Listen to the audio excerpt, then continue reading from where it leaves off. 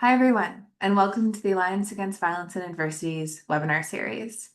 Since we have webinars every Wednesday, we like to call this AVA's Webinar Wednesdays. I'm your host, Dr. Sarah Yursich. With AVA, I'm an early career researcher and lead on the webinar series, along with my amazing colleagues Andrea, Jason, and Isra. Outside of that role, I'm the co-director of the Frida Center for Research on Violence Against Women and Children at Stafford University and faculty in the social sciences at Capilano University. I want to begin by acknowledging that, on a national level, we encourage all Canadians and visitors to Canada to learn about the Indigenous peoples of the lands on which they live, work, or visit, and become engaged allies together. We, as Canadians, in the spirit of truth and reconciliation, respect the self-determination of First Nations, Métis, and Inuit peoples, and their rights and responsibilities in cultures, languages, and the pursuit of wellness. Before I introduce our speaker, I'll share just a couple of procedural things. This webinar is being recorded and will be posted on AVA's YouTube channel shortly, so you can revisit this and our past webinars at any time. I will also put a link in the chat once I'm done doing the introductions that has a link to both our upcoming webinars and our list of past webinars for you to either enjoy in the future or register for. You may notice that the chat has been disabled. Throughout the presentation, since you cannot use the chat function, please use the Q&A to send questions in for our presenter, Stafford. And if you run into any technical issues or issues related to access, please also just put them in the Q&A, and Jason and I are here on the sidelines to help you with those. Without further ado, I'd like to introduce today's webinar. The focus of today's webinar is Lessons from WiseGuyz, engaging men and boys across the spectrum of harm. We're joined by Stafford Perry from WiseGuyz Center for Sexuality. Stafford Perry is an award-winning actor and community leader with extensive experience in public engagement and facilitation. As a community leader in men's engagement, Stafford has worked specifically with men and boys to prevent violence and foster social change for over a decade. He was instrumental in coordinating and developing the award-winning WiseGuyz program at the Center for Sexuality, which is a groundbreaking violence prevention program for young men and has facilitated over 100 professional and community workshops across the province. Today, he is the WiseGuyz Scaling Project Manager, supporting sites across the country to implement the WiseGuyz program into their communities. He also designs and delivers educational workshops, provides consultations, and is a featured speaker at local, national, and international conferences. Without further ado, Stafford, I'll hand it over to you. Thank you so much for joining us today. Thanks, Sarah. I appreciate it. Thanks for that introduction. It's always funny when you're doing, presenting. You always act surprised at the bio, but you're like, wait a second, they asked me to send that in, so it's no surprise.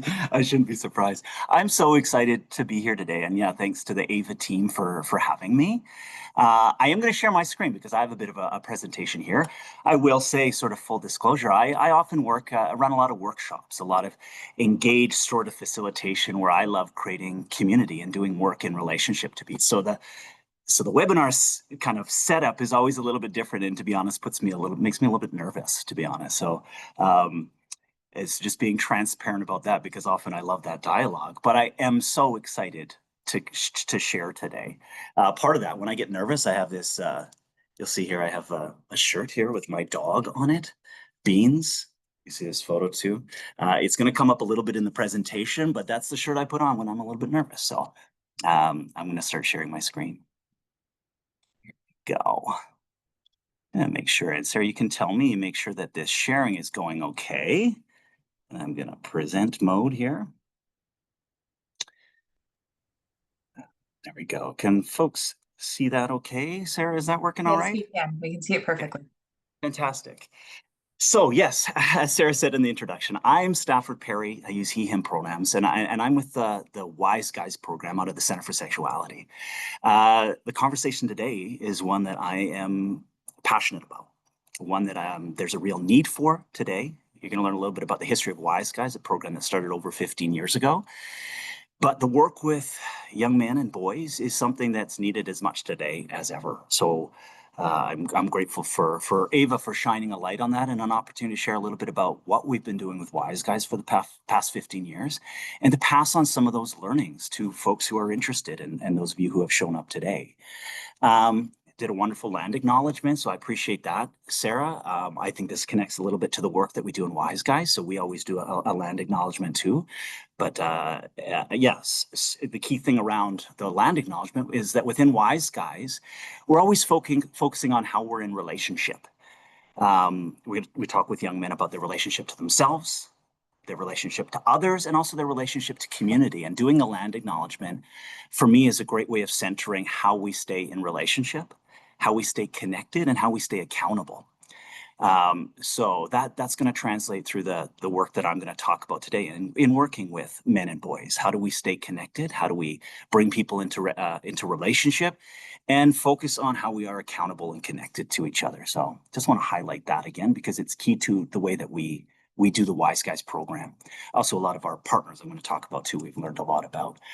But the WiseGuyz program itself is a single program of the Center for Sexuality, which has been around for over 50 years. So WiseGuyz is 15 years old, but the work of the center is a not-for-profit centered out of Calgary. And it's a feminist organization centered in sexual and reproductive health rights that's been teaching comprehensive relationship and sexual health education in schools here in Calgary area for over 50 years. That work has expanded now across the province and across the country, and even doing some international work as well. But it's important in working with men and boys, for me too, doing this work myself, to be centered out of an organization that is connected and accountable to the larger community. So doing a gender-specific program like WiseGuyz, the fact that it's built on, again, over 50 years of folks who've been advocating, and a lot of women, non-binary folks who have been doing this work to support WiseGuyz really becoming what it is now. The vision of sexual well-being for all, we have a really comprehensive definition and way of looking at sexuality in a comprehensive way that connects to relationships across the lifespan. So that's why our mandate and the work that we've done has really grown. We teach, we train, we advocate, and we support healthy bodies, healthy relationships, and healthy communities. And you're going to see a little bit of that connection with the WiseGuyz program around how that is set up in a program that connects with young men and offers support to young men around exactly those pieces, the healthy bodies, healthy relationships, and healthy communities. We offer quite a few other programs at the center. WiseGuyz is one of them. We have our gender-specific programs. So we have our girls program as well. We have our Camp Firefly and Me to We for gender diverse folks as well. Our comprehensive relationship and sexual health education that we do, again, across the province. We have our training center for folks who are looking for professional trainings and capacity buildings that we do, again, across the country, building capacity and skill and speaking about sexuality in folks' practice or work. We do a lot of bystander intervention training, a lot of specific workplace supports around boundaries, around consent, tons of professional trainings. We also offer counseling and testing services as well. But Center for Sexuality always want to highlight what has, the organization that supports the work that I've done and the work that I've been able to learn from here. This is me, as you can see, with my t-shirt and my bio page. I instantly like to undercut my credibility by humor and goofy photos. So, but I am going to explain a little bit how that connects with the way that I work with men and boys. But also this is a chance to highlight happened in my bio as well. But I started as a WiseGuyz facilitator. So much of my work that I'm going to share today is about that practical, in-person experience. Shifted into a place where I get to work more as a leader and think more about theory and practice and design. But ultimately, that in-person experience of working with young men from when I was a facilitator is a key piece. Been doing that, again, this work for over a decade. But I did take a time away to work over around 5 years to work with other places to engage men and boys. So I've worked with fathers who have used violence in some restorative justice programs. I've worked with police officers, hockey players, yes, lots of parenting and dad work.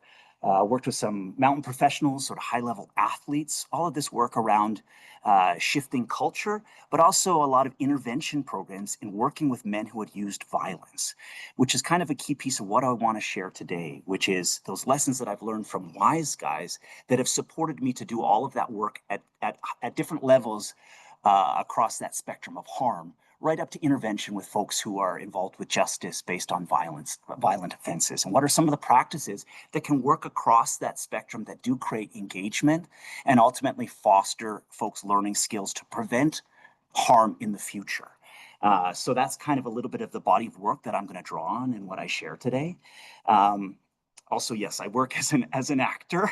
That was part of my study. So I went back and actually connected those pieces because I was looking at an arts-based experiential approach to working with men and boys in violence prevention. So it is connected. It is connected to some of the work that I do. It says award-winning actor.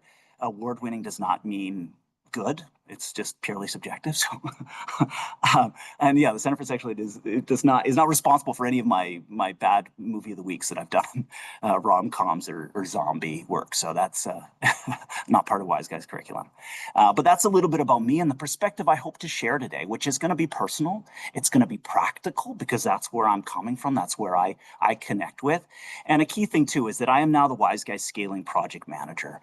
So getting to learn firsthand from this program, a key gift of what I get to do now is connect with communities across the country to help them run WiseGuyz in their communities. So after the tools today, if there is anyone who's interested in bringing WiseGuyz to their community, that's the work that I get to support people with now, which is a huge, huge honor and kind of a dream job for me. So yeah, if folks have questions about that, you can reach out to me after.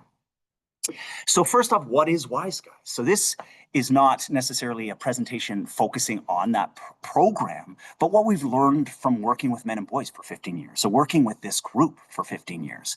But WiseGuyz itself is an evidence-informed program designed for young men to promote healthy relationships and prevent adolescent dating violence. Program provides a safer space for participants to reflect on the impacts of harmful gender stereotypes and build essential skills and promote healthy sexuality and healthy relationship development while decreasing attitudes related to homophobia and gender-based violence. That is a mouthful.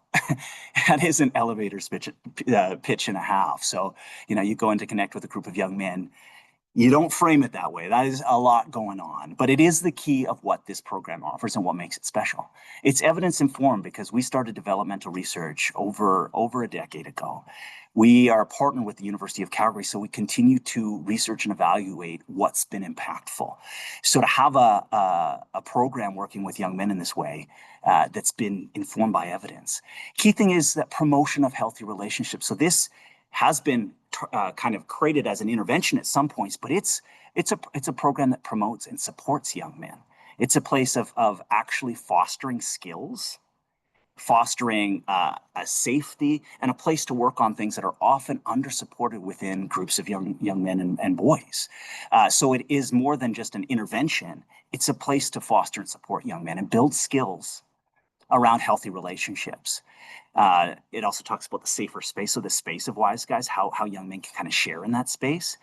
And it does, again, while decreasing the attitudes, it also does work as an intervention, but we do that through connection and support. So that's a little bit about it. It's a school-based program, a community program, and we also run it within youth justice settings as well. It's a very comprehensive program that we run. There are 20 sessions, 4 modules, but we adapt those themes and we do it in different contexts depending on who we are working with.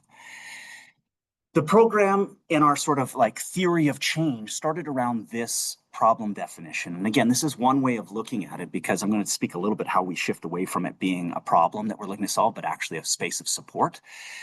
But our theory of change starts with trying to offer supports around this issue, this problem. And again, which is something that I think folks who may be showing up today can maybe connect to some aspects of what this challenge, this issue is. So endorsement of and adherence to harmful masculine gender norms limits and harms the health and well-being of boys and men and has social and health implications for families, interpersonal relationships, communities, and society as a whole. So key thing around this problem statement is you can see again those spheres of influence, the healthy bodies, so them as individuals, young boys' health, their stress, mental health, depression, the health of the young man. Also relationship health. So also how that can create harm within relationships, cause harm to others. And then ultimately, families and communities. So what's the consequence within families and communities? And we're going to talk a little bit about what that means, the harmful masculine gender norms, which again can be a bit academic and not necessarily how we'd connect with the young men. But it's talking about the expectations and norms around what it means to be a young man today. And that's a common conversation that a lot of people are are engaging with right now. It's front of mind with a lot of, geopolitical and again, online conversations around what it means to be a young man today. So that's the problem definition. Again, always, it's more than just sort of an instinct or feeling. This was based on sort of the research around some of the things that we're looking to solve. But these are some stats that highlight this challenge, this issue. But globally, the majority of intimate partner and sexual violence resulting in serious injury or other consequences perpetrated by men. Men's use of violence in heterosexual relationships is consequently associated with notions of masculinity that emphasize dominance and hostility towards others. So again, speaking about those health-harming masculine norms is kind of the way that we talk about it. A lot of people will refer to toxic masculinity. The way that we frame it within WiseGuyz is health-harming masculine norms, because again, that creates a place where it's also taking into account the harm it can cause to the young men themselves, these young guys that we work with. And the role of gender norms in perpetrating in violence, intimate partner violence, is connected to some of these root causes, which is what WiseGuyz looks to shift. We talk about it shifting root causes, it being a gender transformative approach, is attacking and working with those root causes, is connected to limitations to emotional expressions, anger, aggression being defaults in ways that people interact, and limited social emotional skills that young men can develop. And again, the research around that being people who often ascribe to those pressures or experience those pressures really strongly. So that's the problem definition, these risk factors, but ultimately we like to center again what the young folks are saying. So we have tons of focus groups and interactions with the young men that we've gotten to connect with, and hearing from them kind of highlights a little bit more of that issue in a more personal way. So it's not just the research, it's what the young folks are saying. And again, we hear it too in more common, I get parents reaching out. I get tons of folks reaching out to WiseGuyz saying, hey, I'm concerned and worried about the young guys in my life, the young boys and men that maybe need some support or struggling or causing harm. But this is an example of a couple quotes from some of our participants that highlight some of the pressures that they felt about don't be a wimp, aggressive, tough, physical, have to be ripped, dream man, do sports, stick up for yourself and others, being the boss, taking charge, a leader, showing dominance, being alpha male, take a punch, just showing off, showing that you're dominant to everyone so that they know not to mess with you. If they do, they get messed up. Here's another one that kind of shows a few years later a bit of the progression, because this is constantly changing, right? This is not a truth for all young men. This is these specific folks sharing an experience, but it can be connected to larger pressures that folks are feeling. There's so much stuff like guys shouldn't cry. Guys need to have big muscles. Guys can't show feelings. They can't show pain, So if you can't do all that, it's just going to build up inside, and you got to let it out sometime. Either that can be a good release through conversations, or it can be a bad release where you start a fight with somebody. So a progression of those same sort of pressures, but this individual sort of highlights a desire for something else. And that's a key thing that I've seen with so many young folks that we connect with in WiseGuyz, is that they are looking for options. They are looking for another way. It's not necessarily, but sometimes they feel that those are limited or restricted based on the social environment of their friends, their school, their communities, the pressures that they feel. So how do we open up options for that space to talk, that space of support, that space of learning around how to be in relationships so that they feel better about themselves and can engage in relationships that also feel better for themselves as well. So that highlights an opportunity that WiseGuyz has really started to foster and build from. Talk about harm across the spectrum. So this pyramid of violence is something that's very common in violence prevention work. And the reason I bring it into this is because, again, the work that I've been able to do across, over the last over 10 years has been situated at all levels of this pyramid, right up to that intervention piece with folks who have used overt forms of physical or sexual violence, right down to that bottom piece when we're talking about culture within a problematic sort of locker room talk or folks. And it's not to, again, compare things across the spectrum of harm, but it's trying to look and see what are the things that we can learn in how we engage with people across this spectrum of harm. And I realized when I went from doing WiseGuyz program, a prevention space that really worked at those sort of like bottom sort of two levels of the pyramid to that intervention space that I was a part of within the violence prevention programming and the justice work that I was doing with men. I saw that there were so many things that I learned from that WiseGuyz space that allowed me to connect and engage men at higher level of this pyramid or this continuum. And also vice versa. I started to see the opportunity of some of the things I learned at that higher level of intervention that I could create space for in that prevention work, working with young folks. And the key thing is too that when we look at this spectrum of harm, there's so much opportunity to shift and to prevent this harm, and try and create other options that reduce harm and offer supports and tools for that healthy body, healthy relationships, and healthy communities that are free of violence. So yeah, that's what we mean when like lessons from WiseGuyz and how it connects to working across this spectrum of harm. Michael Flood is someone who kind of leads a lot of this engaging men and boys work. And some of the key pieces that he put out recently in an article around a gender transformative approach in engaging men and boys really connected to some of the pieces that are key with WiseGuyz. And the key thing is why I want to go back to sort of like our problem definition is the key thing is not working with young men like they're a problem, like they're a means to an end.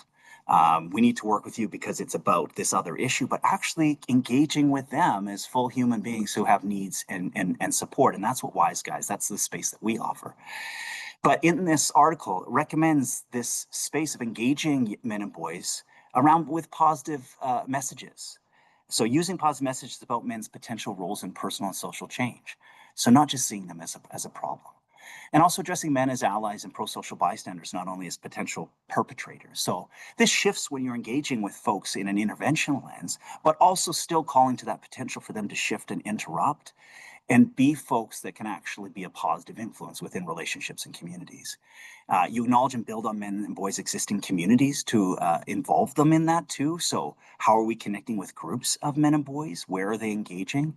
And that's what WiseGuyz does well, is we create a place where they're engaging or meet with them where they are, whether it's in a community program, whether it's at a school. But where are young men gathering, and how do we start to bring these conversations into those spaces? And appealing to men's positive and pro-social aspirations. So again, WiseGuyz is a life skills and healthy relationships program. It's also a violence prevention program. But when we go and work with young guys, this is a space for you. This is to support you. This is allow you to again build capacities and skills because you deserve that support, that space that's going to focus on you. And ultimately, we know that it can lead to that reduction of violence. And yeah, in supporting those efforts of positive change. So again, it is connecting to the larger piece of violence prevention.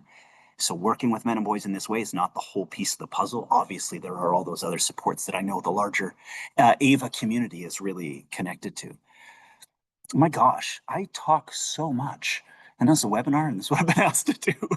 But this is why I like the workshop thing, because again, the conversation is really key. So I may move a little bit quicker into the practical tools and experience, because I know you folks, can do a lot of the reading, the research, but really it's the practice that's incredibly interesting and the most powerful. But this highlights a little bit of the hope. When there's more equitable attitudes, young men are going to engage in more positive ways, and violence is going to be prevented. And we've seen that through this research. And Exner Cortens, that's the Dr. Dayanara, who we work personally with through WiseGuyz. There's theories that WiseGuyz was built on. I'm going to name those theories so that you know what it's connected to, but I'm going to focus more on those activities below, because that's what's practical. That's what the young men are interacting in. And I think that's what you folks may take some actual practical skills away from this verbal salad I'm sharing with you. But WiseGuyz is founded in these theories. So gender transformative approach, that's connecting with the root causes of gender-based violence and looking to shift it. An activity that we're going to look at is emotion spa, simply around that emotional restriction that can be connected to a root cause of violence. Talk a little bit about that activity. Social emotional learning, typically skills that have not been supported for young men, so they're falling behind, and a space that explicitly focuses on social emotional learning skills for young men is transformative. So WiseGuyz does that. And one of the activities we'll talk about is head, heart, body decision making, which really builds that skill. Transformative learning theory. This is creating a bit of a disruption so people can find a new paradigm, a new way of looking at things. That transformative learning theory is the way that we engage within WiseGuyz space, and that takes a lot of support and connection to have that disruption and maintain a relationship and create change. But we use an activity called Yes, No, Negotiate that focuses on consent, and it has that little disruption around people thinking about things in a different way. COM-B is capacity, opportunity, motivation equals behavior change. So this is how we view supporting behavior change, which is more than just let's fix this problem person, working with the young men as a problem, but it's how do we create opportunities, shift the environment they're in so that they actually have a choice to behave in a different way. So the opportunity, as well as building knowledge and skill, the capacity, and ultimately motivation. What is the motivation for these folks? Is it they want closer relationships? They want to feel less isolated? But what are those actual motivations for them? That's not just about them being a means to an end and actually it being about the harm to other folks and they're being utilized to be engaged. But what's the motivation? These are an approach that I've learned from myself that has worked at all levels of this continuum. Again, I'm sharing experience, not a truth. This is an approach. This is a practical thing that I've learned from practice. So I'm sharing kind of things that have been really useful, but it's built into the WiseGuyz program as well. But a key place of engaging with anyone across the spectrum of harm, whether it's in a sort of a classroom setting or a community center setting where we're working with young folks in a prevention setting, or the men who had used violence that I was working within the justice setting. But a key thing is first respecting your boundaries and personal capacity for this work.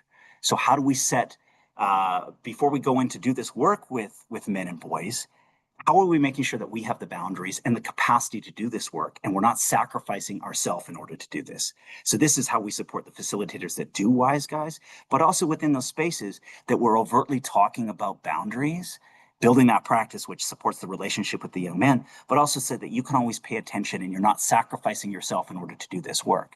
And we've done that when we, WiseGuyz, we have facilitators of all gender identities.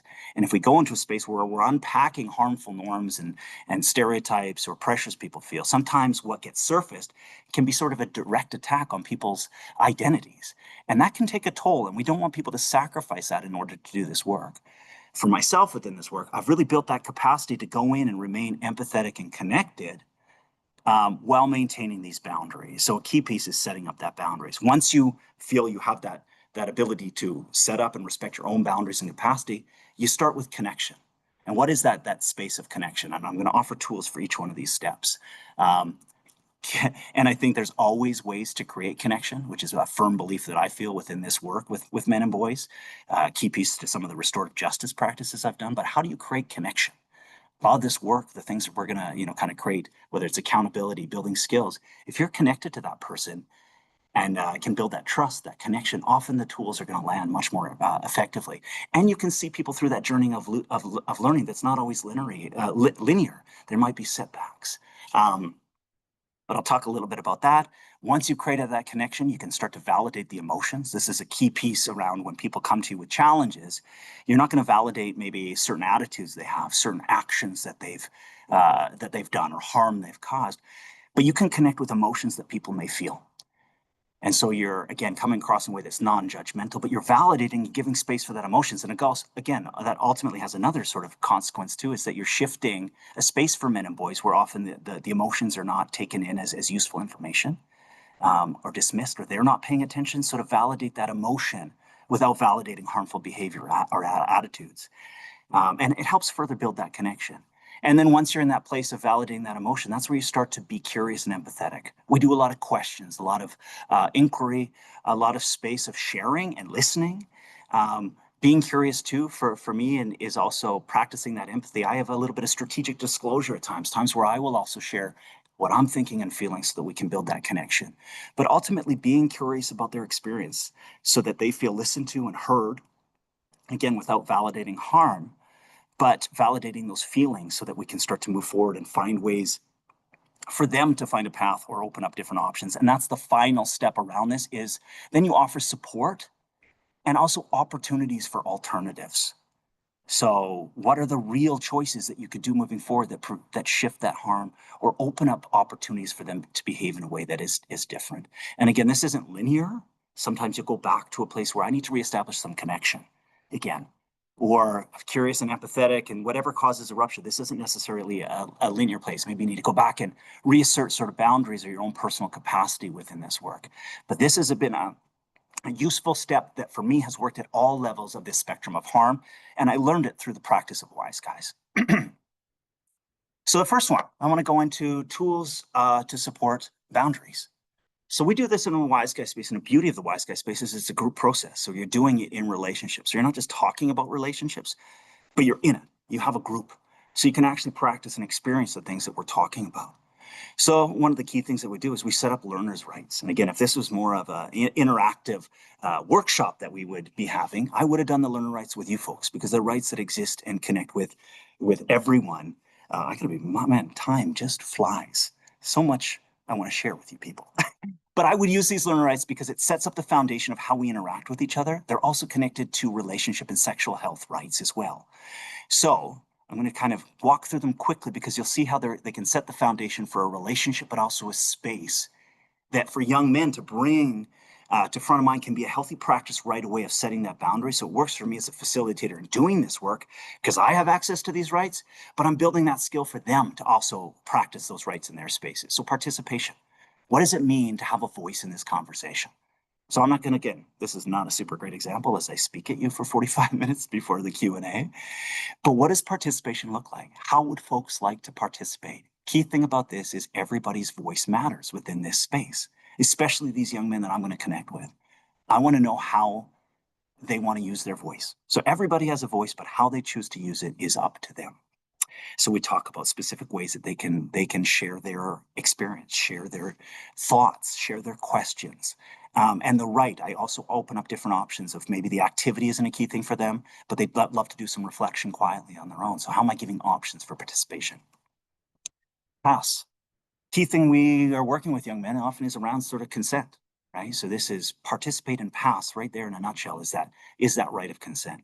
So within WiseGuyz, it always works better when it's a voluntary program, when young men are choosing to be a part of it, they want to be there. That means we have to create some incentives. We have to make it appealing, have to make it something that they see benefits them. When you're doing a school program, sometimes that's just like snacks or they get to miss class. But they always have the right to pass.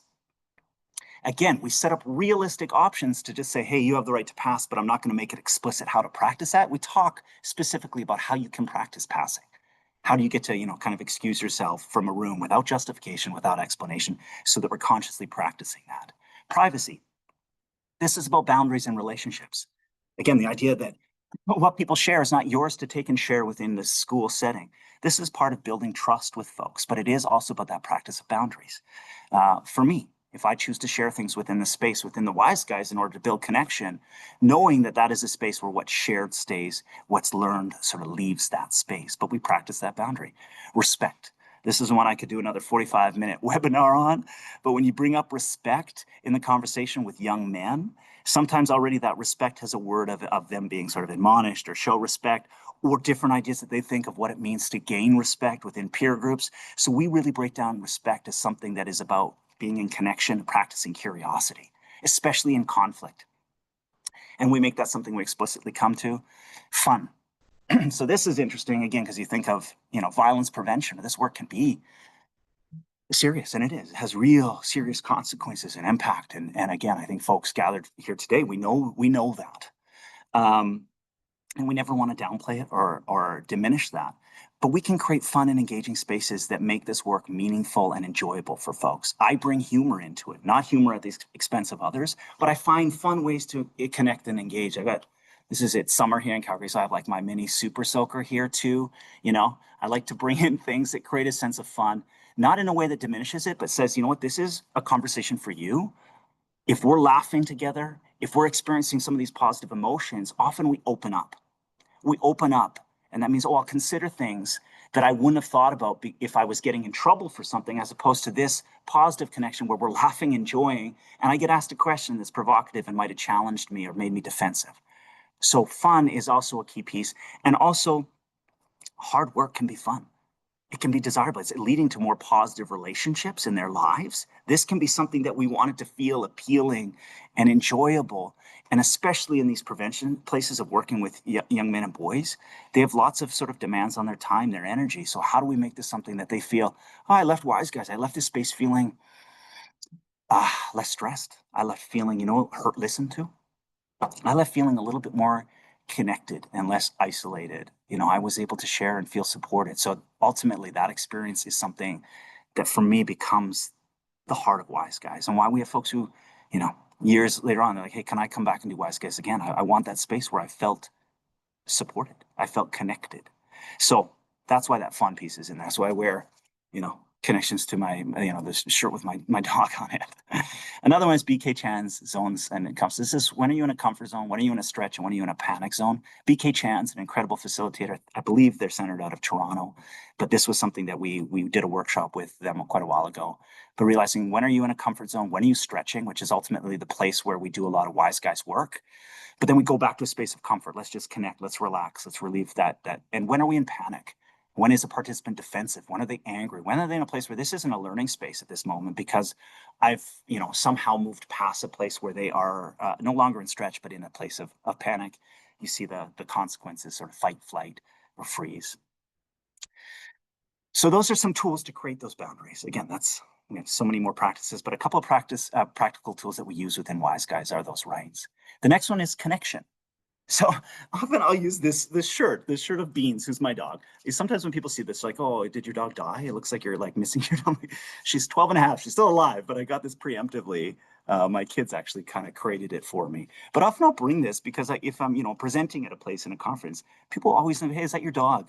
And ultimately, we create a bit of a connection. And it doesn't take much, because people, like, it doesn't matter what our perspectives are. If we're, different experiences, this is a neutral space where we can find connection. And why that's a lesson for WiseGuyz is because sometimes you'll have a lot of disconnection from the folks you're connecting with. So how do you take steps back to that place where you're like, you know what, here's something we can connect about, and we'll take some steps forward from that. So sure, it's a silly example of a way to do that, but it's been pretty effective, to be honest. But here's some other overt ways that we do it in WiseGuyz to build that connection, starting with connection first before we go in and try and change or approach people as a means to an end or a problem. Your Like Me If is a bit of a game I'll kind of speak to quickly. Check-ins is a process that we have at the beginning of every group, and that's where we start to get to share. We get to talk a little bit about what the week was like.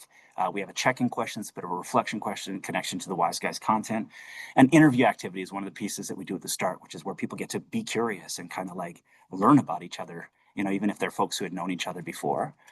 You Like Me in the workshop, if you ever do a WiseGuyz workshop, we do a little bit of this, but this is where you ask pretty simple questions. You're like me if, and you get people to stand up if they connect. And you start with sort of things that might even seem a little bit divisive, but they're not controversial. It's like, if you're like me, if you prefer coffee to tea, you're like me if you prefer workshops to webinars. And you get people shouting, and you say, okay, I can see that people have different opinions, different ideas. It's not super controversial. But you start to say, oh, I connect with certain people around certain things. And ultimately the questions get slightly broader to the point where everybody can connect to it. So one that I would put out to this group is we'd eventually get to a place where I would ask, you're like me if you have a man or a boy in your life that you care about. And ultimately everybody would, in most cases would agree. And it's finding those places of connection that we can all connect with. So you're like me if you've experienced loneliness. You're like me if you've needed help.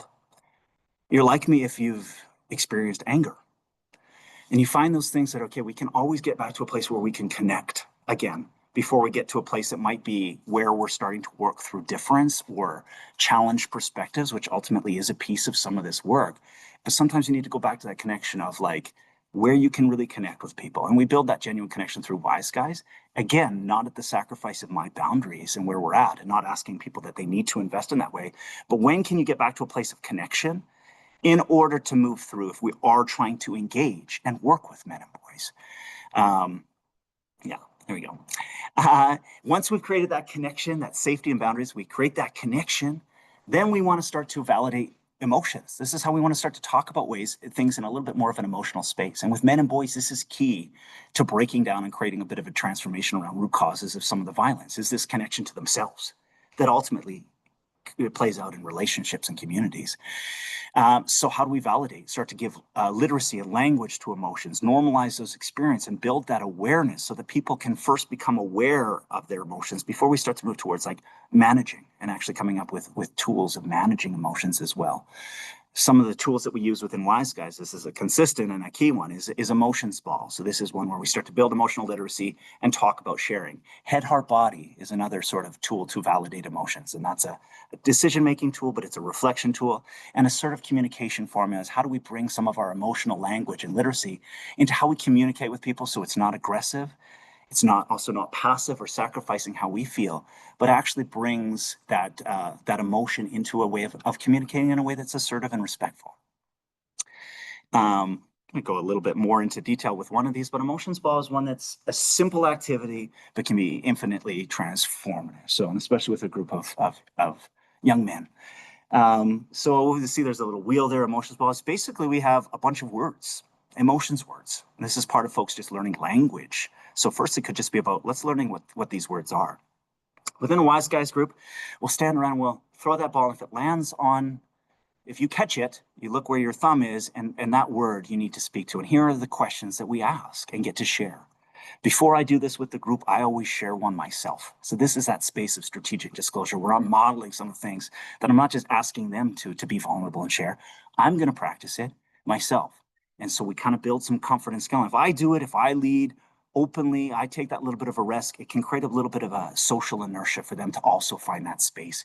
Because you could get someone who does it right away and right away they make fun of the activity or they shut someone down. And that can really, create the opposite norms within a space. So how do we validate and support it?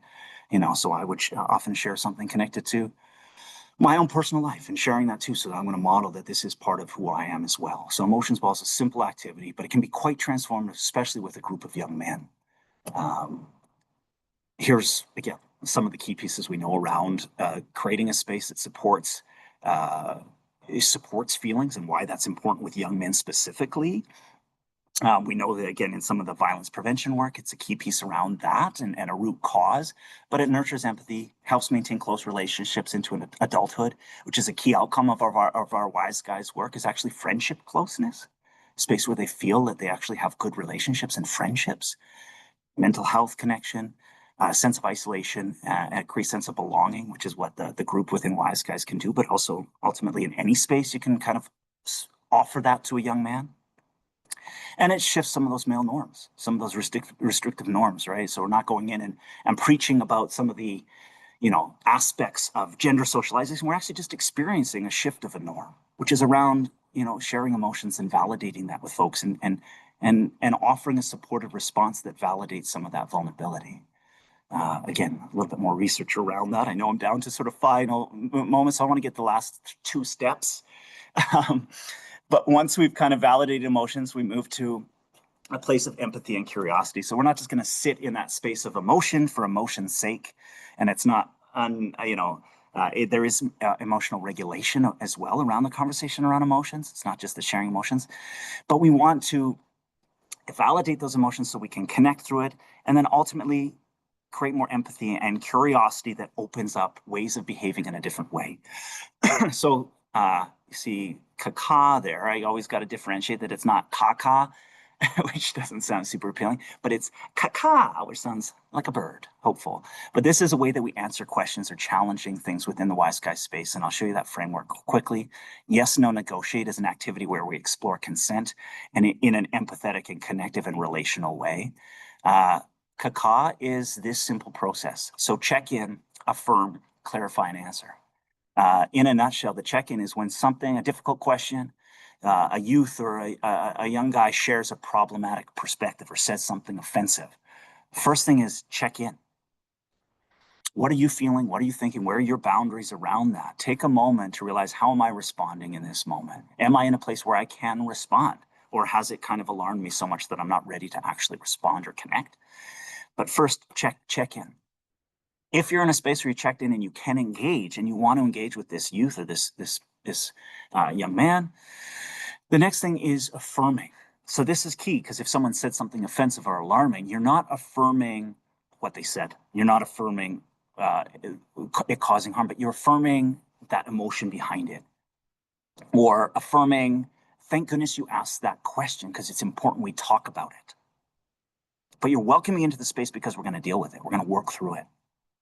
So finding something to affirm, and this is, over a decade of doing this work with folks where it's been challenging at times to affirm, there's always something that I can find to connect with, and not falsely, not in an inauthentic way, but in a way that actually creates connection.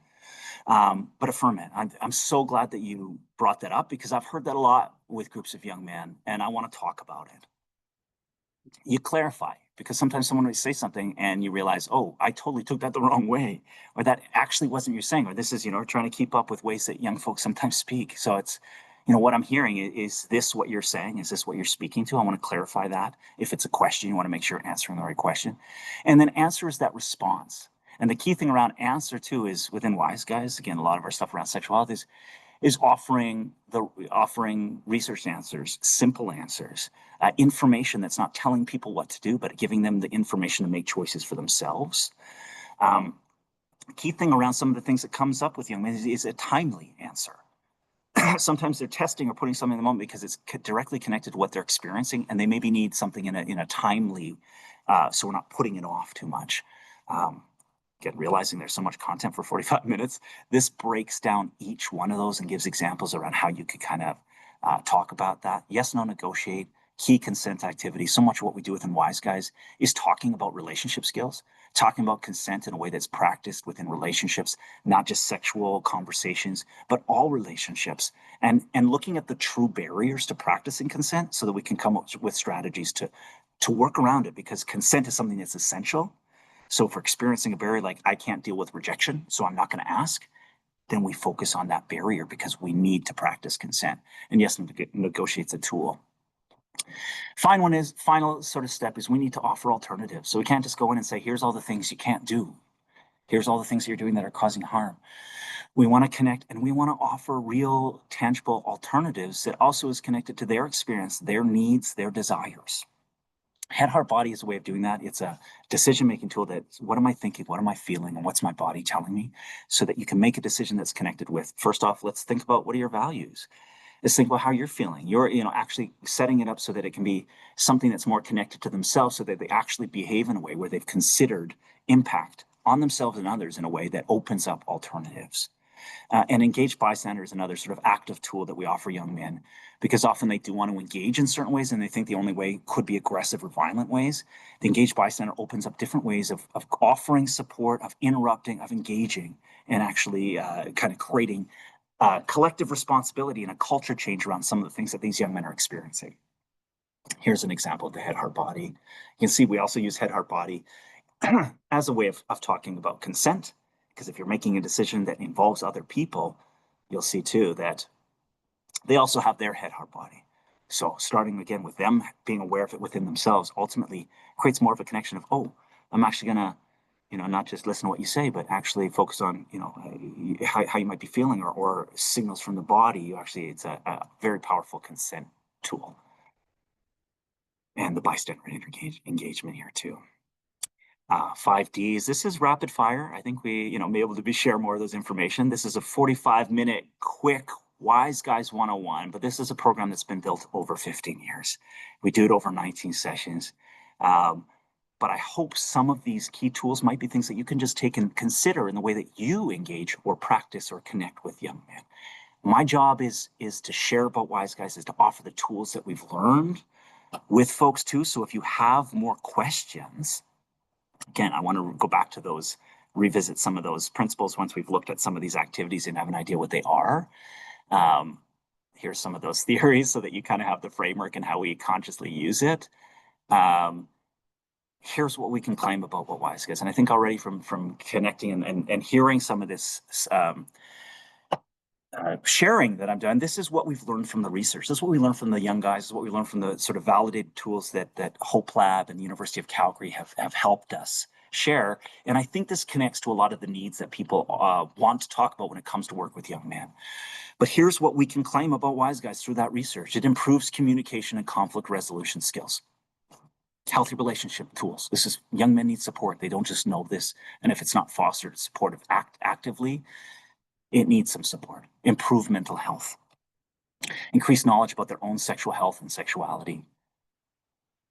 Conversations about sex and sexuality with a group of young men that isn't about demeaning others, making fun of each other, or over like pretending they know more than they do and boasting is a transformative experience.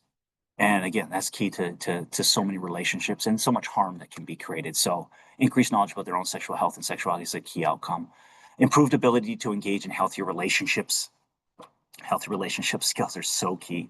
Decreased homophobic attitudes.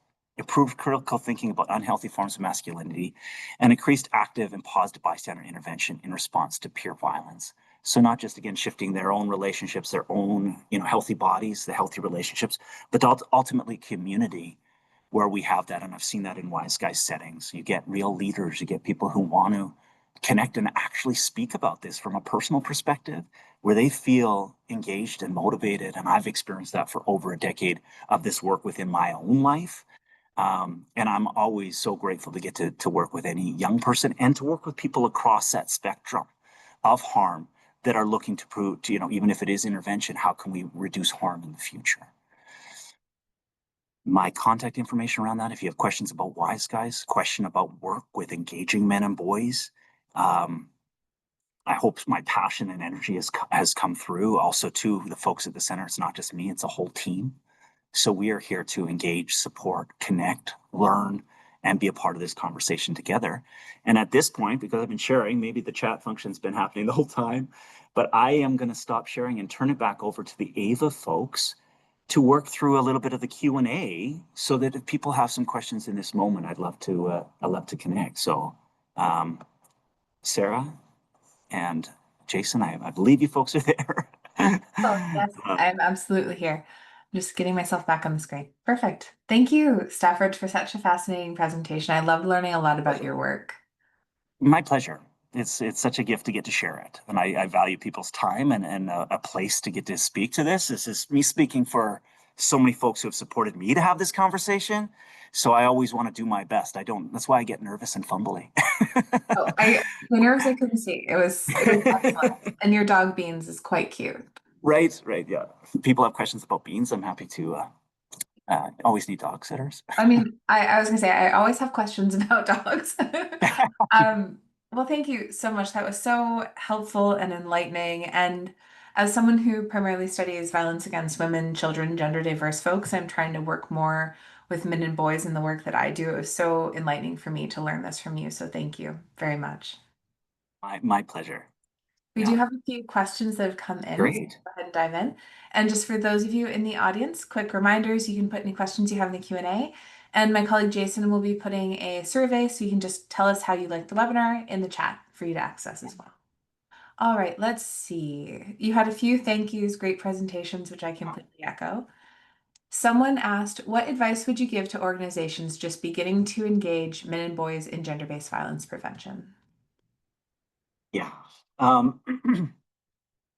It's a great question. I think it does tap into so many organizations that do this work, the healthy relationship skills.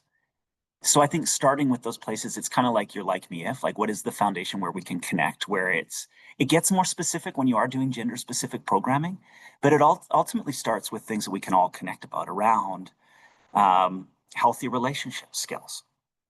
So I think that's a key piece is actually just centering men and boys as part of the conversation as sort of full folks with sort of like um, some of those key pieces around, and it's challenging when you're in a harm prevention place because we highlighted some of those stats around harm caused by men and boys, and that can create a real valid fear and apprehension and that's very useful. But what are the spaces where we try and foster those connections? And that's why the boundary setting is the first step, because we don't want to throw all that work away or disregard how we think and feel.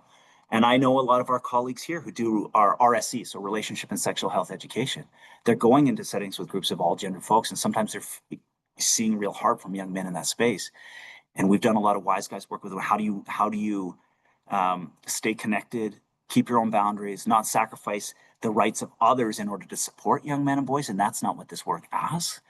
But sometimes there is like spaces where you can say, well, this isn't. This is actually responding to someone who is lacking support. So, but yeah. So first case to start is just like talking about healthy relationships and genuine relationship needs for all folks. That's there's more to it than that. The curiosity, the fact that you do want to engage is like really cool because you're seeing it as part of the piece. Um, so yeah, that's my, I could expand on that more, but I appreciate that question. I think healthy relationships is an excellent place to start in a lot of these conversations. So absolutely. Yeah, yeah. Someone has asked also if you have any book recommendations. Yeah, yeah. Okay, going way back. So I'm actually in Bell Hook's boardroom in the Center for Sexuality, but one of the like old school texts, but like classic, is The Will to Change by Bell Hooks. And this was written quite a while ago, but it's still like a really profound exploration and compassionate piece around connecting with men and boys. And again, we talk, throwing conversations around patriarchy and this is Center for Sexual Feminist Organization and that connection. It brings that into the feminist conversation, the support that men and boys need around being treated as whole human beings and the suffering that they experience sometimes in connection to some of these ideas like patriarchy. But that'd be one I would read. Um, there's others, sort of one called Guyland, Michael Kimmel, Macho Paradox by Jackson Katz. Um, uh, There's one too that looks at like sort of high school. It's CJ Pasco.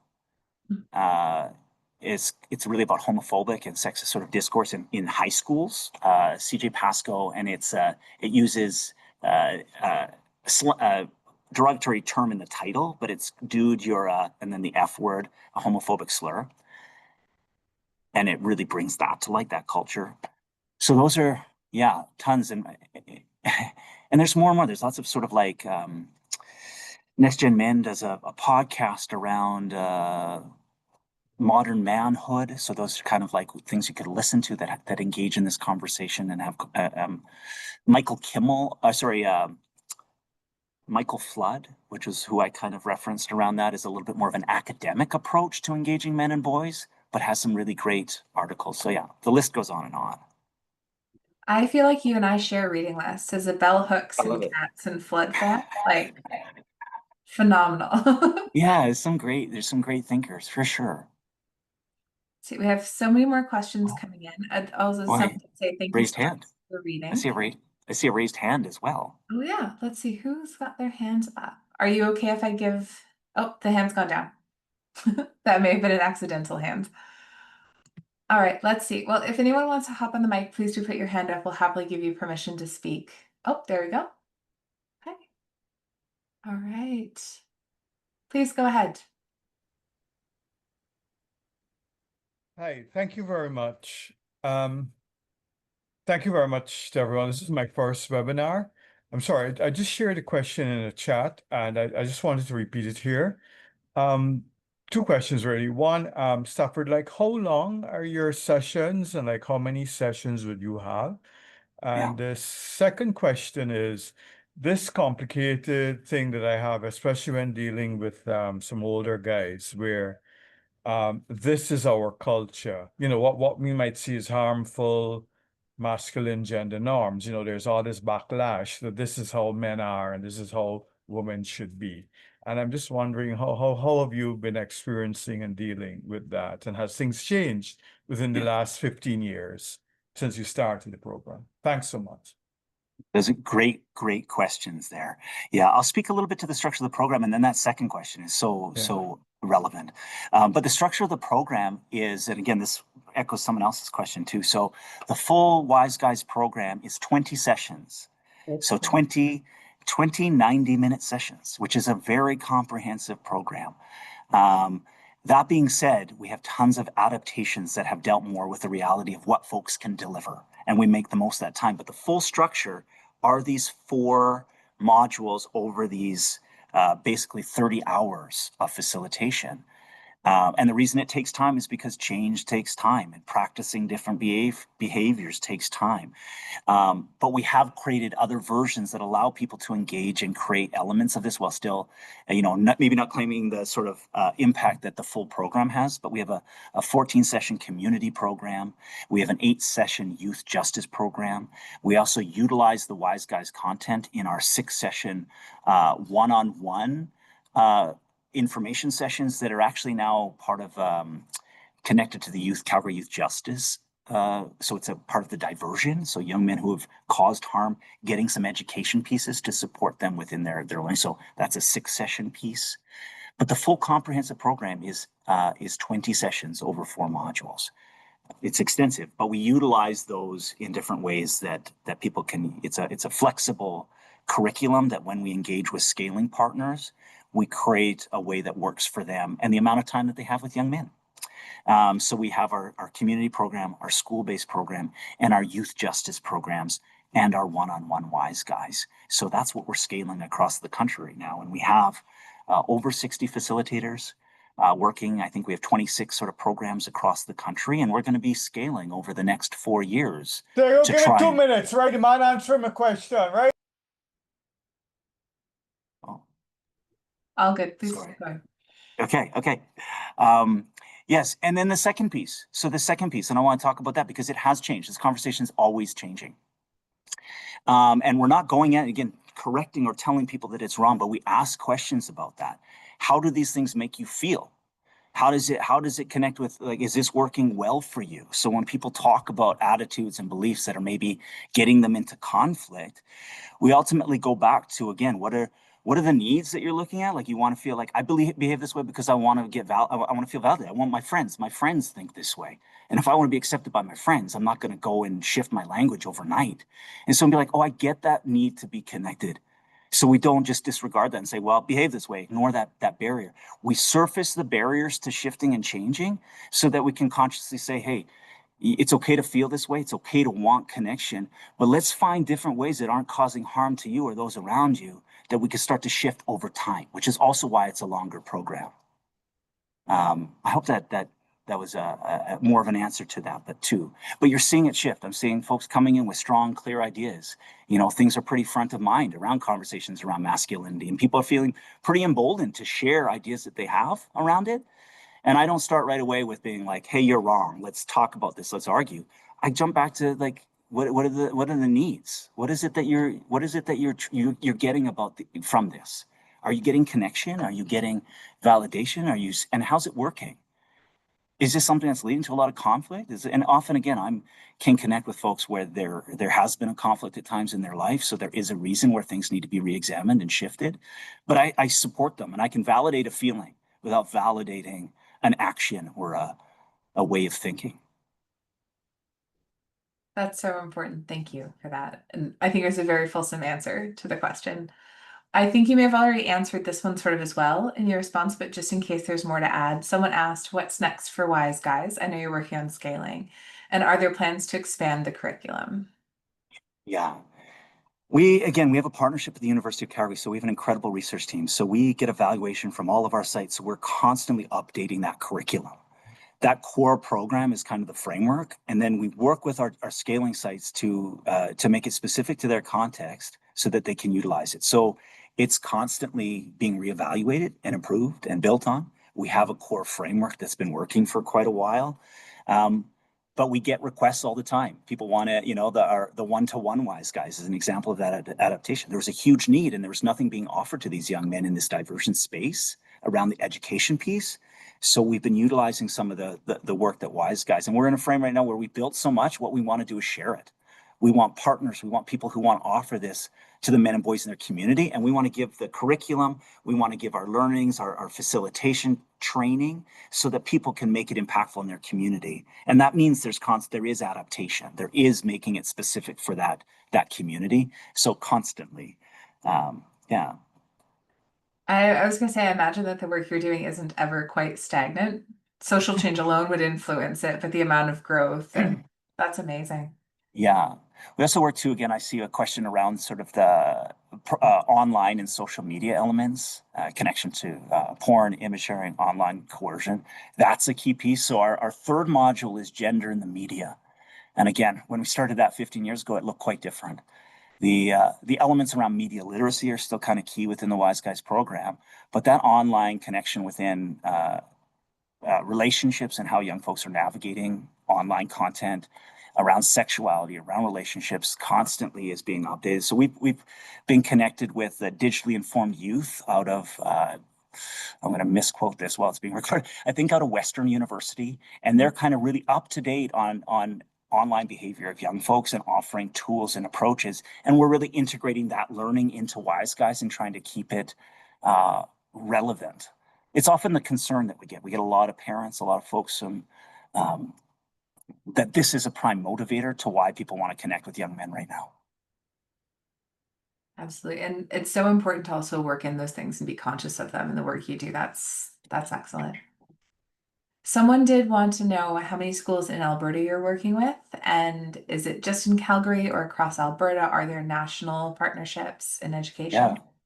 Yeah, so we have we've been Calgary area and then Rocky View foothills around Calgary is what the center does. But we have also have a partner in Edmonton, so we're in 12 schools in the Edmonton school district, St. Albert, just expanded to Fort McMurray. We have what Grand Cache, Valley View, so quite a few across Alberta, um, within Cochrane area too. So we have quite a few partners. Um, our school-based programs, that's where it really started for our WiseGuyz. So that's a strong piece. So we do work with partners. That's a big part of where our scaling started, was initially right in Alberta. So we have quite a few scaling partners, and we're going to continue to build on that. So with folks who are interested in bringing WiseGuyz to their community. Um, yeah. So I'm trying to think the total number. It's growing. It's ever growing, and a lot of it is us, but our WiseGuyz partners as well. So the Sexual Assault Center in Edmonton runs a WiseGuyz program in 12 schools, and I believe they have a waiting list for more schools in Edmonton, which is pretty incredible. That's great. That's so impressive, and it's wonderful that it's growing like that. Spe- Yeah. Speaking of schools, someone did ask, what would you say your biggest challenges are for implementing the program with schools? Yes. So it's a comprehensive program, right? So it's quite an ask, right? When you go and say, hey, this is 20 sessions. Ideally we look to have like 90 minutes, and ideally we look to do it during school time. Um, that when you first ask a school partner, that is a lot to ask to have an external organization come in and spend that amount of time. So we have a lot of like an implementation manual, which is a strategy in building connections with schools. So first off, being a trusted partner with schools who've done work, that was useful with the center because we've been doing it for 50 years. Um, and then sometimes starting with a bit of a smaller ask. So we'll go in and we'll do, we're going to do a bite-sized WiseGuyz, where we're going to do 4 sessions with a group of young men, see what that experience is like. And if we build on it, then we'll maybe start a group next year.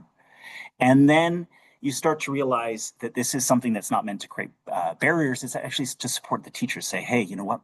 These guys are coming to school more often because they want to be there on WiseGuyz Day. Their behavior in other things within the school environment is more positive. So sometimes, often we get brought in because there's a challenge or an issue in a school. Um, but ultimately, we're there to support. I guess the key thing is this: we try and make it as easy as possible for the teachers and the people doing all the hard work in schools. So we have the curriculum, which is again well researched, approved. We set that space and time, help them navigate. Okay, they're going to miss this class, but what does that look like with their schoolwork? And make sure that the support it's offering outweighs the challenges, because it can be a bit of a logistic challenge. And once the framework's up and running, the school sees the benefit, then we have like lasting programs where they ask for more or growing groups, and we've built that. And a lot of internal champions, a lot of people who work in the school system who see the need and validate it. We also offer, with all of our scaling parts, a lot of the research and support and evaluation, so they can see that it's having an impact in their school, and then they can speak to it, or we'll come in and work with school council or connect it so that they have the information to advocate for the reasoning behind it. So that's a long-winded answer, but it's a big thing to ask of schools because there are lots of barriers to this much time coming in and doing an external program within the school system. There's lots of barriers, and we've worked to make those easier. That's, I agree. I think the time consumed would be one of those biggest barriers, but it's also so important. And if you're seeing so many perks, it sounds like a worthwhile sort of struggle to deal with the time. And Yeah, yeah, all right, we have yeah. our last question. I think it's a good one to wrap up with. The participant says, "Thank you for your presentation. Very informative. I have been looking to bring something like WiseGuyz in for the youth I work with. We are a second stage domestic violence shelter, and we're focusing on bringing prevention work that is more youth focused in. Is WiseGuyz a program that could be adapted for us within a shelter setting for the youth living there? And just another thank you." Yeah. Well, thank you for the work that that you do.